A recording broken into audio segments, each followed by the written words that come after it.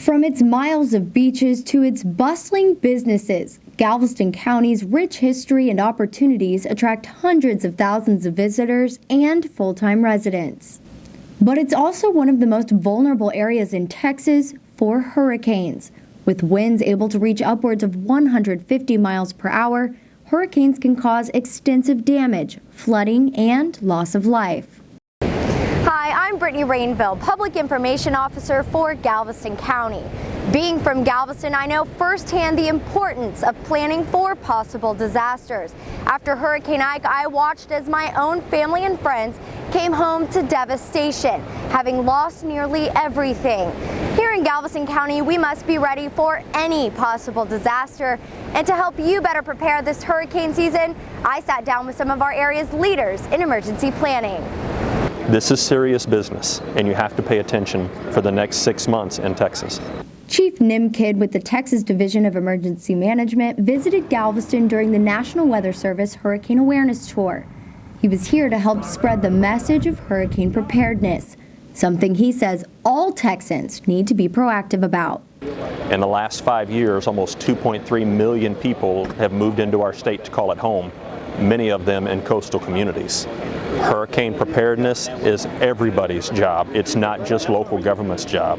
And when you think about the evacuation zones, the evacuation routes, the inundation zones, people need to be very familiar with where they live and what they will do if they're asked to evacuate. So please, as we say, make a plan and stay informed. Here locally, Galveston County Judge Mark Henry says his efforts are focused on informing residents about what to do before, during, and after a hurricane. Most importantly, urging them to make a plan now. Know where you're going to go, call that person, make sure that's okay with them that you come there. And then the things that we see repeatedly missed are pets, what are you going to do with your pets, and prescription medications. Do you have prescription medications that you can take with you that will last you for a week? Or can you get them called into another pharmacy somewhere else? So these are the two things that we see routinely dropped. They get somewhere, they don't have their prescription medications. Now a simple evacuation may turn into a medical emergency.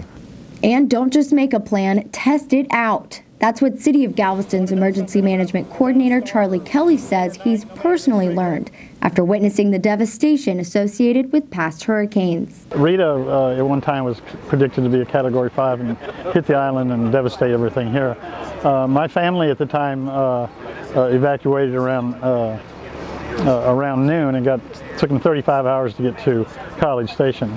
One of the things that I didn't do is one of the things I preached. We didn't have water in the car. We didn't have, any snacks in the car. So my wife and kids went through devastation. We didn't even realize, like in Rita, that they were having all those problems because we were so busy evacuating people, but we didn't realize that the problems on the other side of the causeway were going on until later that afternoon. So that was pretty traumatic for me.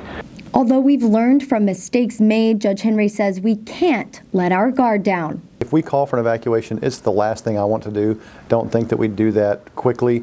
It's with the input of the Governor's Office, the Department of Defense, the National Weather Service, the Coast Guard.